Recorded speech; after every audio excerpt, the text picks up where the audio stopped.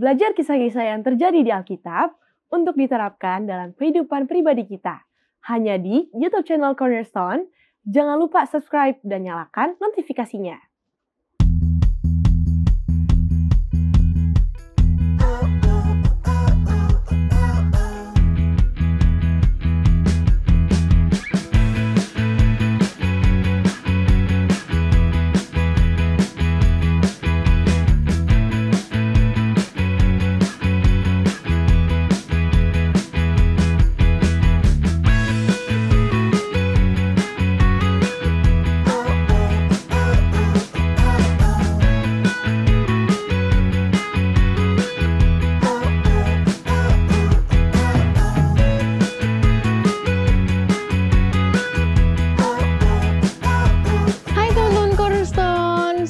Ya, kita bisa sama-sama kumpul lagi di sini di episode terbaru Cornerstone Connection. Nah, udah lihat kan di layar kalian, ini ada Hascella, teman kita yang satu ini yang selalu mendampingi saya. Hai Kak Brenda. Hai, gimana kabar? Oh, aku duluan ya nih. Sama lagi. Gitu. Gimana Kak Brenda kabarnya? Puji Tuhan baik. Puji Tuhan. Gimana Hascella kabarnya? Aku kabarnya baik-baik juga. Libur ya hari ini? Libur soalnya. Banyak libur. Kalau teman-teman di rumah kabarnya gimana? Itu dia, teman-teman di rumah kita harus tanyain juga. Semoga baik-baik, sehat-sehat terus. Iya. Oke, baiklah. Jadi cerita Alkitab apa lagi nih Kak Brenda yang mau akan kita bahas di sepanjang triwulan ini? Apa ya? Kok benar, sebelum kita kasih tahu ada apa yang mau kita bahas, kita harus kasih tahu dulu yang istimewa. Kuis itu dia, kuis istimewa kita yang selalu ada di tiap episode. Bener banget. Jadi kita akan ada kuis Cornerstone dan tentunya juga berhadiah. Hadiahnya kita nggak tahu. Ya. Jadi jangan lupa untuk saksiin terus pembahasan kita dari awal sampai akhir. Betul. Karena pertanyaan kuis akan berdasarkan pembahasan kita dan untuk pertanyaannya akan dibacakan di akhir segmen nanti. Jadi benar-benar harus perhatiin dari awal. Betul. Jangan sampai ada yang ketinggalan. Nanti ya malu, salah. Betul. Nah, kita udah kasih tahu nih yang spesial. Jadi pada saat ini kita apa yang mau kita bahas, Kak? Jadi ya tema satu triwulan ini masih sama ya. Temanya itu kebebasan tanpa batas. Tapi kalau judulnya adalah hari ketika iblis pergi ke gereja. Iblisnya nggak usah ke saya ya. Hari ketika iblis pergi ke gereja. Itu gitu maksudnya. Okay. Di mana inti dari pelajaran ini adalah seorang yang kerasukan setan memiliki setannya ngeliat ke situ juga ya. Memiliki cukup rohani, maksudnya cukup kekuatan rohani untuk datang kepada Yesus. Itulah yang dia butuhkan. Itulah yang kita butuhkan untuk datang kepada Yesus. Nah, sekarang kita masuk nih ke ceritanya. Oke, lanjut Brenda. Mereka tiba di Kapernaum. Setelah hari Sabat mulai masuk, ini udah hari Sabat nih, Yesus segera masuk ke dalam rumah ibadat dan mulai mengajar. Mereka takjub mendengar pengajarannya sebab ia mengajar mereka sebagai orang yang berkuasa, tidak seperti ahli-ahli Taurat. Lalu pada waktu itu dalam rumah ibadat, ada seorang yang kerasukan roh jahat. Orang itu berteriak, "Apa urusanmu dengan kami, hai Yesus orang Nazaret? Engkau datang hendak membinasakan kami? Aku tahu siapa engkau, yang kudus dari Allah." Tapi Yesus menghardiknya, katanya, "Diam, keluarlah daripadanya." Roh jahat itu menggoncang-goncang orang itu dan sambil menjerit dengan suara nyaringnya, ia keluar daripadanya. Setelah itu mereka semua takjub, sehingga mereka membincangkan katanya, "Apa ini? Suatu ajaran baru." Ia berkata-kata dengan kuasa, roh jahat pun diperintahnya dan mereka taat kepadanya. Lalu tersebarlah dengan cepat kabar tentang dia ke segala penjuru ke seluruh Galilea. Nih gimana kita udah dapet poin-poin dan poin-poin cerita kita sepanjang minggu ini. Jadi ini kayaknya kita udah pernah belajar ya kalau di gereja, tapi daripada kita makin kepo lagi. Walaupun kita udah sering dengar ceritanya nih, tapi kita juga Kita butuh pembahasan yang lebih dalam lagi. lebih dalam lagi. Mungkin kalau di gereja kita sebatas, oh ya udah gitu doang ceritanya. Tapi kalau yang ini kan kita mau diskusi sama-sama. Kita mau saling tanya bertukar jawab. pikiran. Yes, nanti juga kita mau dengerin pendapat-pendapat dari Teman-teman, betul, pendapat dari teman-teman sama pendeta. Jadi teman-teman jangan kemana-mana, harus nontonin kita terus dari awal sampai selesai.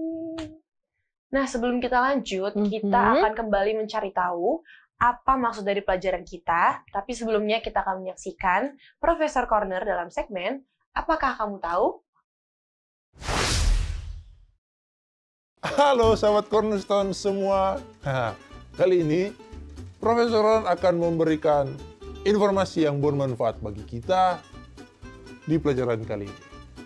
Nah, apakah kamu tahu menurut Barna Group, remaja menikmati pengalaman dan dunia supernatural yang menyediakan lahan subur bagi eksplorasi mereka.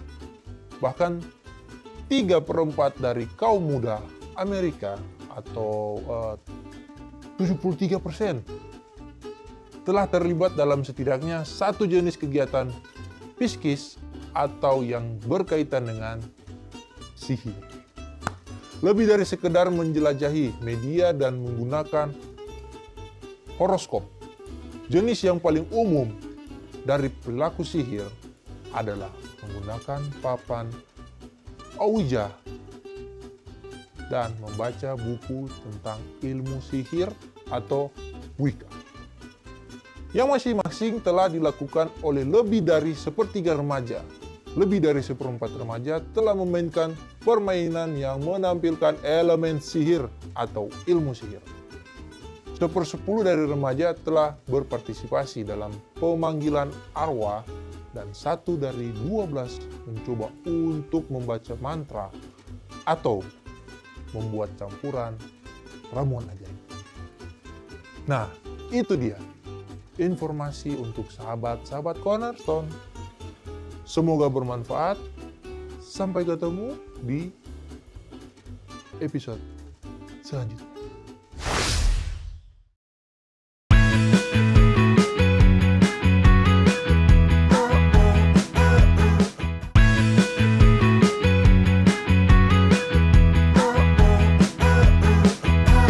Kembali lagi di Cornerstone Connection. Program ini hadir untuk menuntun kamu kepada Alkitab agar dapat melihat kisah besar Allah dan manusia. Jika kamu mencari firman Allah yang benar, Cornerstone Connection menyajikan pelajaran Alkitab dan menantang kamu untuk menghubungkannya ke dalam kehidupan nyata kamu. Nah, saat ini kita akan membahas nih pelajaran yang tadi kita udah kasih tahu judulnya, sama kita udah kasih clue-clue sedikit ya. Di pelajaran ke-7, judulnya Hari Ketika Iblis Pergi ke Gereja. Nah, ayat intinya buat sepanjang 1 minggu ini terdapat di dalam Markus 1 ayat 27. Oke, aku akan bacain Markus 1 ayat 27. Mereka semua takjub sehingga mereka memperbincangkannya. Katanya, apa ini? Suatu ajaran baru? Ia berkata-kata dengan kuasa. Roh-roh jahat pun diperintahnya dan mereka taat kepadanya. Oke. Kalau tadi udah dibacain ayat Alkitab, berarti sekarang saatnya kita membaca sekilas cahaya. Asik, sekilas cahaya. Pelajaran pelajaran ke-7. Iya. Oke, sekilas cahayanya. Kok dia nggak mau? Nah benar. Ayo, sekilas cahayanya aku yang baca. Terdapat di dalam Alfa dan Omega jilid 5 halaman 265. Pikiran orang yang malang ini telah digelapkan oleh setan, tetapi di hadapan Juru Selamat, suatu pancaran cahaya telah menembusi kegelapan. Ia dibangunkan untuk merindukan kebebasan dari genggaman setan, tetapi setan menolak kuasa Kristus. Apabila orang yang dirasuk ini tergerak hatinya untuk meminta pertolongan kepada Yesus, roh jahat telah menaruh perkataan di dalam mulutnya dan berteriak dengan perasaan takut. Orang yang dirasuk ini mengerti sedikit saja bahwa ia berada hadapan seorang yang dapat membebaskan dia, tetapi bila ia berusaha untuk mencapai tangan yang berkuasa itu, ada yang menahan dia, ada perkataan yang lain keluar melalui bibirnya.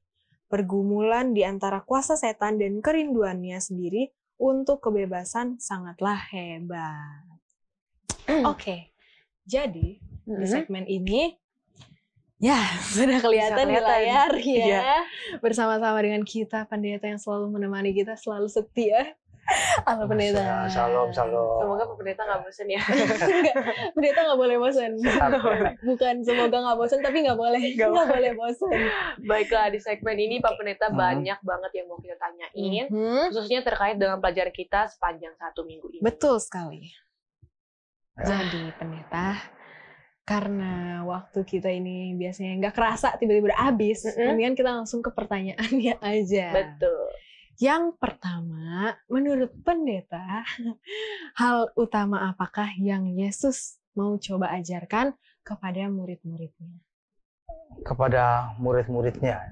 Jadi ini kan mereka datang ke Ka'bah, kemudian ada orang yang memang dikuasai oleh setan, kemudian Yesus mengusir setan itu dari orang itu. Jadi yang ingin Yesus ajarkan pada murid-murid bahwa sebenarnya di mana saja kok ada saja setan yang akan datang untuk menggoda, tidak soal tempat, tidak soal sepanjang. Hanya masalahnya hati orang itu memang mau dimasukin setan atau memang dia mau dimasuki oleh Roh Allah. Jadi kalau dia itu membiarkan hatinya dengan membuat setan dalam hatinya, ya udah dia tinggal. Yesus berkata kepada murid-muridnya atau mencontohkan kepada murid-muridnya bahwa dia punya kuasa untuk itu. Dan setan juga tahu siapa dia. Setan tahu siapa dia. Dan dengan kuasanya itu dia boleh mengusir setan yang ada di orang tersebut. Oke, terima kasih Pak Pendeta sudah menjawab pertanyaan pertama. Terima kasih. Namun pertanyaan kedua, ini ada yang lebih spesial lagi. Aku mau kasih pertanyaan khusus buat Kak Brenda. Sebelum Pak Pendeta menjawab. Nah, Kak Brenda, sesuai dengan pembahasan kita, pembelajaran kali ini, menurut Kak Brenda, mengapakah orang banyak sangat terkesan dengan ajaran Yesus? Ini cukup bisa dilihat dari muka ya untuk dibahas ya. Gimana Kak Brenda? Mukanya ya. Kenapa mereka terkesan ya? Kalau kita tahu kalau kita tahu itu orang-orang zaman dulu nih kayaknya masih cakep-cakep ya dari penampilan. Oke. Dari penampilan nih. Berarti bisa, ya susah juga sih kebayang mukanya Tuhan Yesus dulu gimana tampannya, gantengnya. Terus belum lagi udah penampilannya oke, tapi dia juga baik gitu. Tapi ada yang bilang nih, ini aku nggak tahu ya, katanya Yesus tuh nggak tampan. Aku nggak tahu sih. Kalau menurut aku pasti tampan. Iya sih, iya benar. Kita nggak ada yang itu tahu. Menurut siapa? Never know ya. Nggak tahu sih. Ini aku pastinya tampan, ganteng banget, kayak idola semua wanita kalau sekarang ya. Terus penampilannya yang kelihatannya kayak sederhana, dilihatnya sederhana, tapi ya tetap gimana ya? Iya. Jadi apa yang membuat terkesan? Iya, dari penampilannya mereka udah terkesan. Terus cara Tuhan Yesus menyampaikan juga kayaknya gampang diterima sama orang-orang pada zaman itu. Betul. Apalagi Tuhan Yesus biasanya suka kasih perumpamaan. Betul sekali. Bisa banget jawabnya. Kok keren banget sih? Mungkin Pak Pendeta ada sedikit mau menjelaskan tentang mencakup dari jawaban Kak Brenda. Iya, jawaban itu memang Yesus kan berbeda dengan pelajaran kita kan siapa sih dia? Ya, kan pertanyaan kan itu kan, apa sih dia? Karena memang mengajarkannya dengan suaranya yang saya yakin kita bahwa suaranya tegas, tapi lembut, tapi juga bisa menggugah orang lain sebagainya. Dan dia mungkin tidak seperti bayangan kita ya. Ada orang setan keluar. Oh, enggak. Saya yakin tidak pasti seperti kayak itu ya. setan keluarlah. Enggak dong, enggak gitu Nggak juga. gitu. Tapi ya dengan ketegasan, tapi dengan Tapi kayak lemah dengan lembut, kayak kelembutan kita ya. tahu gitu. Tapi tegasnya kan ada. Gitu. Iya betul. Tegasnya dan ajarannya juga ajaran yang sederhana, yang simple, yang orang lain bisa lihat dan orang lain bisa rasakan. Dia memaparkan kebenaran firman Tuhan itu dengan baik kepada banyak orang pendengarnya, yang membuat orang ini kok nggak seperti rabi-rabi, nggak seperti ahli Taurat dalam mengajar dan lain sebagainya. Dia justru dengan baik mengajarkan kepada orang banyak dan orang bisa mengerti gitu. Yang memang mudah dimengerti, dibuat sedemikian rupa memang orang bisa mengerti siapa saja yang mendengarkan. Jadi ajaran ini membuat orang terkesan ya, apalagi dengan tindakan-tindakan yang dilakukan oleh Yesus. Tindakan maksudnya dengan menyembuhkan, dengan mengusir setan dan lain sebagainya, orang lebih banyak lagi terkesan dengan hal ini. Oke, Keren banget, terima Reva. kasih pendeta. Terima kasih, Pendeta. Jadi pertanyaan ketiga ini langsung saja kita tanyakan. Ini nggak nanya ke Cela ya, ini langsung ke pendeta. Iyalah. Bagaimanakah pendeta menggambarkan orang yang dirasuki oleh roh jahat ini? Iya, kenapa sampai orang bisa kerasukan setan itu atau dimasuki roh jahat? Pelajaran sekolah sahabat kita bukan bisa jadi karena dia suka nonton film-film yang ikannya ya, horor apa semuanya. Kemudian dia membayangkan yang setan apa semuanya. Kemudian hatinya memang dikosongkan, ya kalau kosong hati apa semuanya ya masuk setan untuk memasuki dia untuk tinggal dalam dirinya. Dan dia coba untuk melawan kan susah ya. Betul. Dia coba untuk melawan susah, pelajaran sekolah sahabat kita berikan bahwa dia melawan susah sampai akhirnya Yesus yang memberikan kekuatan, dan pada waktu Yesus memberikan kekuatan padanya dan mengusir setan, itu baru dia rasa plong, dia bisa melakukan kembali sebagaimana semula. Jadi menggambarkan itu ataupun membuat itu satu hal, orang yang kerasukan itu memang melupakan semuanya dan dia dikuasai penuh oleh setan. Oke, ternyata sesegitunya ya. Ya, sesegitunya tuh. Segitunya ya. Aku kalau ngomongin soal kerasukan, ini sedikit aja ya. Iya. Aku pernah ngelihat orang tuh langsung dia kesurupan gitu. Terus kayak emang bener-bener katanya susah ngelepas gitu ya, Pak.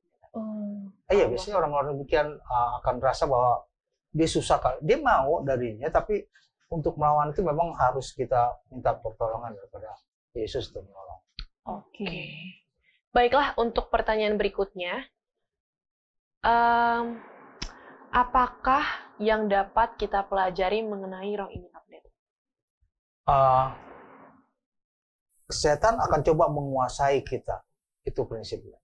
Begitu kita lengah sedikit, begitu kita kosong sedikit hati kita, maka dia akan masuk untuk menguasai kita. Dan pada waktu dia menguasai kita, maka kita akan merasa sulit untuk keluar, kecuali kita minta pertolongan daripada Yesus. Nah, pada waktu kita keluar dari lingkaran itu, memang menyerahkan sepenuhnya kepada Tuhan dan jangan biarkan lagi kosong hati kita. Karena kalau kita biarkan lagi kosong, maka akan lebih banyak lagi, sama seperti tanah lapang, tanah yang kosong. Kalau kita biarin kan ya tumbuh rumput, duri dan lain sebagainya. Benar. Kalaupun kita bersihkan, tapi kita tetap diamin, lebih banyak lagi nanti tumbuh. Ya, demikian juga dengan hati kita, dengan pikiran kita dalam hal ini, bahwa kalau kita biarkan, maka setan akan masuk untuk coba menguasai kita. Jadi jangan biarkan pikiran kita sampai kosong. Oke, terima kasih pendeta sudah menjawab pertanyaan-pertanyaan kita di sini, dan mungkin juga itu menjadi pertanyaan buat teman-teman yang ada di rumah juga. Nah, teman-teman, kita akan kembali lagi nih di segmen berikutnya, tapi tunggu dulu, kita akan mendengarkan dari teman-teman kita dalam segmen Apakah Pendapatmu?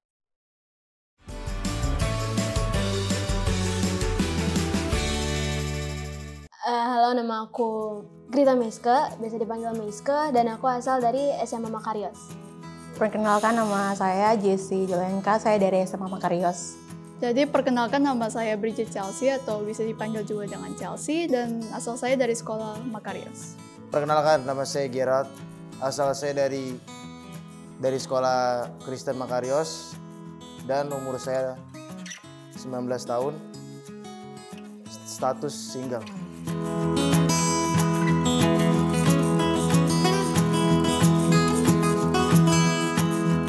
Jawaban saya tidak. Mengapa tidak? Mari kita breakdown. Jadi karena saya seorang Kristen dan saya Advent, dan di Alkitab diajarkan kalau orang yang sudah meninggal itu tidur, ya, badannya jadi debu lagi, debu tanah, lalu nafas kehidupannya balik kepada Sang Pencipta. Nah, tapi kan kita sering lihat gitu ya, mungkin di TV-TV gitu, atau di sosial media pemanggilan arwah. Menurut saya yang dipanggil itu bukan arwah, melainkan itulah setan yang menjelma menjadi seorang yang kita ingin panggil tersebut. Dan kalau misalnya ada orang bilang, dan kita jangan lupa kalau setan itu bisa melakukan hal-hal yang mirip seperti Tuhan. Kecuali ada beberapa dan yang saya ingat itu dia tidak bisa membangkitkan orang mati, itu pastinya. Dan kalau ada orang yang mati hidup lagi, kita harus mengingat kalau itu setan, bukan orang yang kita cintai tersebut. Itu jawaban saya. Terima kasih. Kalau aku pribadi aku nggak percaya karena kayak gimana ya? Jadi kayak kan itu kan pemanggilan arwah, ritual-ritual. Aku juga pribadi belum pernah lihat kayak orang manggil arwah, ritual-ritual kayak gitu. Aku nggak pernah lihat secara mata aku sendiri. Tapi emang aku nggak percaya karena arwah itu kan gimana ya? Jadi aku nggak percaya arwah ada gitu karena orang mati itu balik lagi ke tanah, istirahat sementara, akan kembali menjadi debu dan tanah. Lalu jiwa mereka akan balik ke Tuhan gitu. Jadi kalau misalnya mereka kayak manggil-manggil ritual-ritual pemanggilan arwah gitu, aku nggak percaya karena mungkin itu biasa kayak kerjaannya setan gitu. Jadi aku secara pribadi nggak percaya karena ya mungkin yang mereka panggil itu sebenarnya setan yang menjelma jadi jiwa-jiwa orang-orang yang mungkin udah meninggal gitu. Kalau dari saya antara iya dan tidak karena mau percaya atau enggaknya itu ada. Kalau menurut dari gereja atau dari kepercayaan kita menurut agama kita masing-masing, orang yang udah meninggal itu adalah cuma tidur sementara dan arwahnya dia itu kembali ke pencipta. Nah, kalau misalkan tiba-tiba saudara kita kayak yang meninggal, terus tiba-tiba dia datang di hadapan kita, dan itu percaya nggak kalau itu dia, itu saudara kita tuh yang udah meninggal? Kalau buat saya nggak percaya. Tapi yang saya tahu adalah dia yang setan yang menyerupai dia, yang menyerupai bentuk wajahnya dia. Jadi kayak itu seakan-akan buat kita untuk percaya bahwa arwah itu nyata dan ritual-ritual itu semua nyata. Dan menurut saya kalau lihat pandangan di luar sana, ada juga orang-orang yang mereka bilang indigo atau apapun itu, mungkin buat mereka iya karena mereka udah melihat itu semua. Tapi kalau buat saya, kalau saya belum melihat berarti saya bilang enggak. Jadi saya nggak mau jawab iya atau enggak, dan jawabannya adalah itu. Jawaban saya, iya, saya percaya. Karena terkadang orang-orang pasti melakukan hal seperti ritual ini untuk mencapai kesuksesan mungkin, atau mereka hanya ingin melepaskan rindu, walaupun kita tidak tahu ya apakah arwah itu beneran orang yang mereka ingin tuju untuk berbicara atau tidak. Tapi menurut saya ritual-ritual ini memang pernah dilakukan terlebih di sekitar saya. Sekian dari jawaban saya.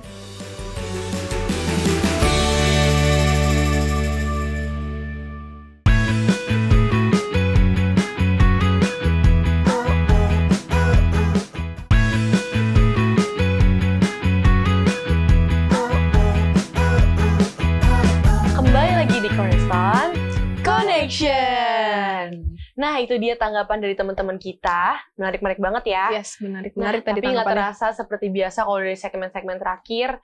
Nggak kerasa banget nih kalau misalkan kita sudah mau berakhir pembahasannya, betul, diskusinya. Itu dia. Nah, karena sudah mau berakhir pembahasan kita, Pendeta Winnie boleh memberikan kesimpulan terkait pembelajaran saat ini. Betul. Supaya sahabat-sahabat di rumah bisa tahu nih kesimpulannya. Dan bisa selalu mengingatnya menguatkan iman percaya kita semua. Betul tentunya. sekali. Iya, kepada orang-orang muda dimanapun pada saat ini berada, pelajaran sekolah sahabat kita memberikan hari ketika iblis pergi ke gereja, itu menggambarkan bahwa seorang yang kerasukan setan ataupun setan masuk ke dalam pikirannya, ke dalam tubuhnya untuk menguasainya. Pelajaran kita mengingatkan kita bahwa jangan biarkan kita dikuasai oleh setan apapun itu. Selalu saja coba berhubungan dengan Tuhan, biar Yesus yang membuat hati kita, membuat perasaan kita selalu baik. Dalam segala hal, dalam segala hal tidak perlu takut. Tidak perlu takut menyerahkan hidup kita kepada Tuhan. Pada saat kita lengah, maka setan akan masuk. Dan pada waktu setan masuk, dia akan menguasai, sulit bagi kita untuk keluar. Pelajaran sekolah sahabat kita juga memberikan, ada satu ilustrasi sana, memberikan pada kita, untuk juga jangan dekat-dekat dengan pencobaan, dengan hal cobaan.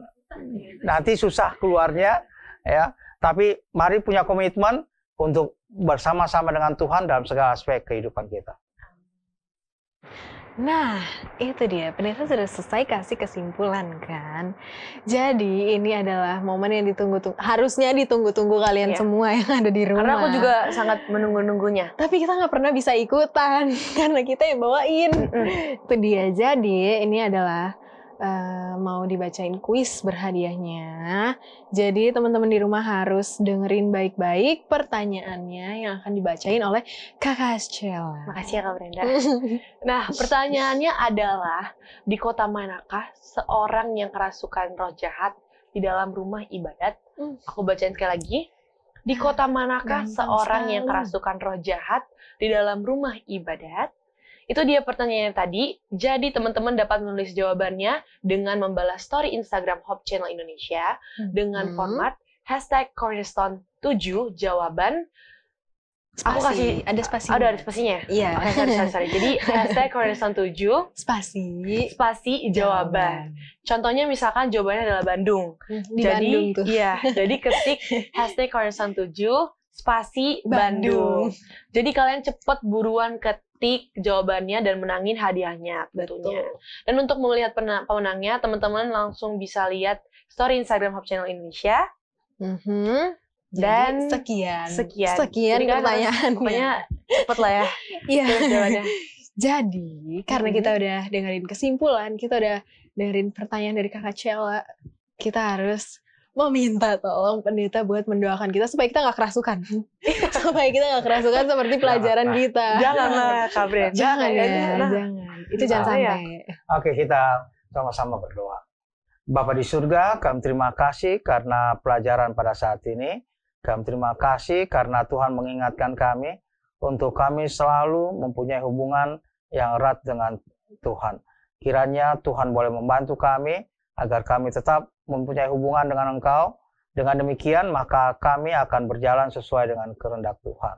Memberkati semua orang-orang muda dimanapun mereka berada, dalam segala aspek kehidupan mereka, juga dalam pendidikan mereka. Dan juga yang sakit, Tuhan berikan kesembuhan, yang dalam kesusahan dan berseru pada Tuhan. Tuhanlah yang menjawab doa-doa mereka, Tuhan menjawab seruan-seruan mereka, agar mereka boleh senantiasa bersuka dan bergembira bersama dengan Tuhan. Ampun dosa kami, dalam nama Anak Yesus Kristus kami berdoa. Amin. Amin. Terima kasih Pak Pendeta. Terima kasih Pendeta. Sekian pembahasan Cornerstone kita sepanjang minggu ini. Bersama juga dengan Pendeta Benny Tambunan yang sudah memberikan kesimpulan yang luar biasa tadi. Ya, itulah. Kita harus kuat-kuatin iman kita ya. Betul. Di zaman sekarang ini supaya kita tidak jatuh ke dalam pencobaan. Kalau kata Pendeta, menjauh dari segala pencobaan. Oke, jadi teman-teman, kalian harus tetap semangat dalam pelajari Alkitab. Kuat-kuatin iman kita. Buatlah sebuah ketetapan untuk baca Alkitab dari halaman ke halaman, dan tentunya kalian bakal lihat sendiri apa yang terjadi di sana. Banyak janji pengharapan yang Tuhan tulis buat kita semua. Terima kasih buat teman-teman Hope Channel yang selalu setia dan mencari dan belajar firman Tuhan melalui Cornerstone Connection.